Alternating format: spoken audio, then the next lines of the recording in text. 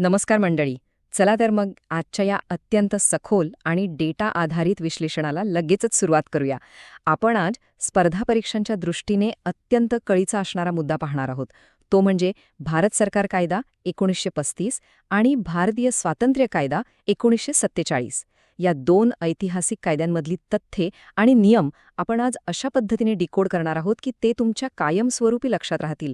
परीक्षेत हमखास विचारले जाणारे हाय यील्ड पॉइंट्स कसे लक्षात ठेवायचे यावरच आपला पूर्ण फोकस असणार आहे.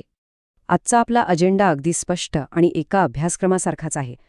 आपण प्रथम 1935च्या कायद्याची रूपरेखा पाहू, त्यानंतर माउंटबॅटन योजनेतील महत्त्वाच्या तारखा, 1947च्या कायद्याचे मुख्य नियम, संस्थानांच्या विलिनीकरणाची प्रक्रिया आणि शेवटी एक छोटीशी परीक्षा, ज्ञान चाचणी घेऊया. सुरुवात करूया भारत सरकार कायदा 1935च्या मूलभूत डेटापासून, ज्याला आपल्या संविधानाचा एक अत्यंत भक्कम पाया मानलं जातं. आता हा आकडा परीक्षेसाठी एकदम तोंडपाठच असला पाहिजे. 1935चा कायदा हा काही साधासुधा कायदा नव्हता, तर तो एक प्रचंड मोठा आणि अतिशय सुसज्ज असा दस्तऐवज होता. लक्षात ठेवा, या कायद्यात नेमकी 321 कलमे आणि 10 अनुसूचींचा समावेश होता. अधिकारांची विभागणी कशी झाली हे पाहणं खूप रंजक आहे. अधिकारांचं वाटप अगदी काटेकोरपणे 3 सूचींमध्ये करण्यात आलं होतं. संघ सूचीमध्ये 59 विषय होते, प्रांतीय सूचीमध्ये 54 विषय आणि समवर्ती सूचीमध्ये 36 विषय ठेवण्यात आले. आता तुम्ही विचाराल की जे विषय या तिन्ही सूचींमध्ये नव्हते त्यांचं काय? तर ते अवशिष्ट अधिकार म्हणजेच रेसिड्युअल पॉवर्स म्हणून थेट आणि स्पष्टपणे व्हॉइसरॉयकडे राखून ठेवण्यात आले होते. ह्या कायद्यातील इतर महत्त्वाचे नियम कोणते होते ते बघूया. सर्वात महत्त्वाचं म्हणजे प्रांतांमधील दुहेरी शासनव्यवस्था रद्द करून त्यांना स्वायत्तता देण्यात आली. आणि इथे एक अचूक आकडा लक्षात ठेवायचा आहे. तो म्हणजे एकूण 11 पैकी नेमक्या 6 प्रांतांमध्ये द्विसदन व्यवस्था लागू करण्यात आली. हे 6 प्रांत कोणते? तर बंगाल, बॉम्बे, मद्रास, बिहार, आसाम आणि संयुक्त प्रांत. ह्याच कायद्यातून पुढे रिझर्व्ह बँक ऑफ इंडियाची स्थापना झाली. 1937 मध्ये संघ न्यायालय म्हणजेच फेडरल कोर्ट अस्तित्वात आलं आणि देशातल्या सुमारे 10% लोकसंख्येला मतदानाचा अधिकार मिळाला. 1935च्या या सविस्तर रूपरेषेवरून आता आपण थेट 1947 सालात एका पाठोपाठ घडलेल्या ऐतिहासिक घटनांच्या कालक्रमाकडे वळूया. स्पर्धा परीक्षांसाठी घटनांचा कालानुक्रम लक्षात ठेवणं म्हणजे मस्ट आहे. हा घटनाक्रम कसा पुढे गेला ते समजून घेऊया. क्लेमेंट ॲटली यांनी 20 फेब्रुवारीला सत्ता हस्तांतरित करण्याची प्राथमिक घोषणा केली. त्यानंतर 3 जून रोजी माउंटबॅटन योजना आली, ज्यात प्रत्यक्ष फाळणीचा आराखडा होता. हे विधेयक 5 जुलै रोजी ब्रिटिश संसदेत मांडलं गेलं आणि विचार करा, केवळ काही दिवसांतच म्हणजे 18 जुलै रोजी त्याला शाही संमती किंवा रॉयल ॲसेंट मिळाली. हा वेग खऱ्या अर्थाने थक्क करणारा होता. या ऐतिहासिक तारखांनंतर भारतीय स्वातंत्र्य कायदा 1947ने प्रत्यक्ष कायदेशीर आणि प्रशासकीय पातळीवर कोणते नियम लागू केले त्याचे आपण आता विश्लेषण करूया. घटनात्मक बदल नेमका कसा झाला हे यातून अत्यंत उत्कृष्टपणे स्पष्ट होतं.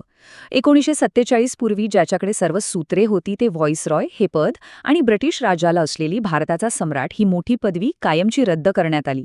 आणि त्याऐवजी काय आलं तर दोन्ही स्वतंत्र राष्ट्रांसाठी गव्हर्नर जनरल या पदाची निर्मिती झाली आणि देशाचे पूर्ण अधिकार आपल्या सार्वभौम संविधान सभेकडे म्हणजेच कॉन्स्टिट्युएंट असेंब्लीकडे सुपूर्द करण्यात आले.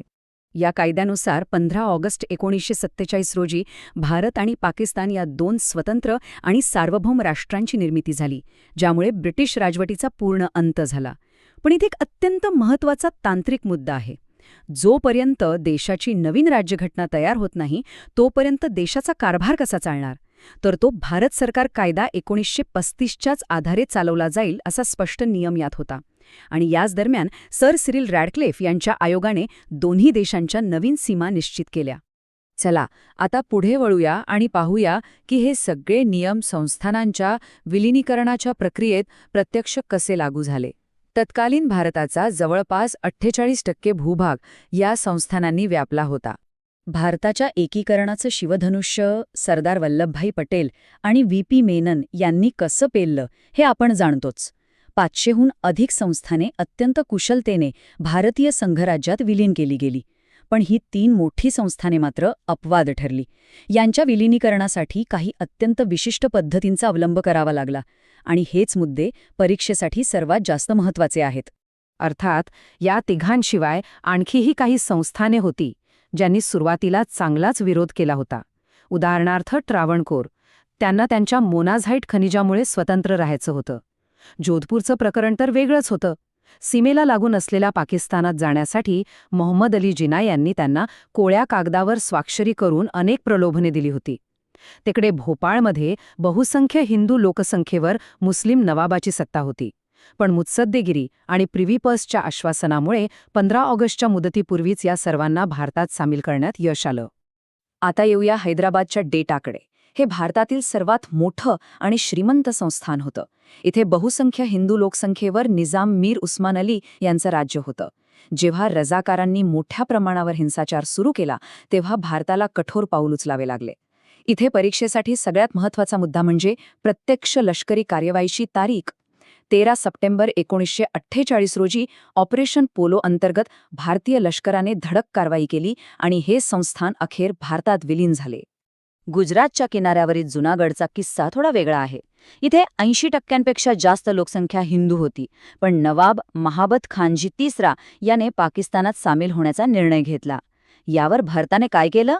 तर तत्काळ जुनागडचा इंधन आणि कोळसा पुरवठा खंडित केला. या आर्थिक नाकेबंदी आणि वाढत्या तणावामुळे घाबरलेला नवाब थेट पाकिस्तानात पळून गेला. त्यानंतर फेब्रुवारी 1948 मध्ये तिथे सार्वमत म्हणजेच प्लिबिसाइड घेण्यात आलं, ज्यामध्ये बहुतांश जनतेने भारतात विलीन होण्याच्या बाजूने स्पष्ट कौल दिला. आता सर्वात गुंतागुंतीचा प्रश्न म्हणजे काश्मीर. इथे परिस्थिती बरोबर उलटी होती. बहुसंख्य मुस्लिम लोकसंख्येवर हिंदू महाराजा हरिसिंग राज्य करत होते. सुरुवातीला त्यांनी भारत आणि पाकिस्तान दोघांसोबतही जैसे थे करार म्हणजेच स्टँडस्टिल ॲग्रीमेंट्स करण्याचा प्रस्ताव ठेवला. पण 24 ऑक्टोबर 1947 रोजी उत्तरेकडून टोळीवाल्यांनी अचानक आक्रमण केलं. परिस्थिती हाताबाहेर जात असल्याचं पाहून अखेर 26 ऑक्टोबर 1947 रोजी महाराजांनी सामीलनाम्यावर म्हणजेच इन्स्ट्रुमेंट ऑफ ॲक्सेशनवर स्वाक्षरी केली. याच तरतुदीतून पुढे कलम 370 अंतर्गत त्यांना विशेष दर्जा मिळाला होता, जो आपण पाहिलेच आहे की 5 ऑगस्ट 2019 रोजी पूर्णपणे रद्द करण्यात आला. आतापर्यंत आपण जो डेटा पाहिला तो तुमच्या किती पक्का लक्षात राहिला आहे हे तपासण्यासाठी थेट परीक्षेच्याच धर्तीवर आधारित एका प्रश्नाची छोटीशी उजळणी करूया. भारतीय स्वातंत्र्य कायदा 1947 बाबत ही 3 विधाने नीट ऐका आणि तपासून पहा. पहिलं विधान म्हणतं की सहमती असल्यास सामायिक गव्हर्नर जनरल नेमण्याची तरतूद होती.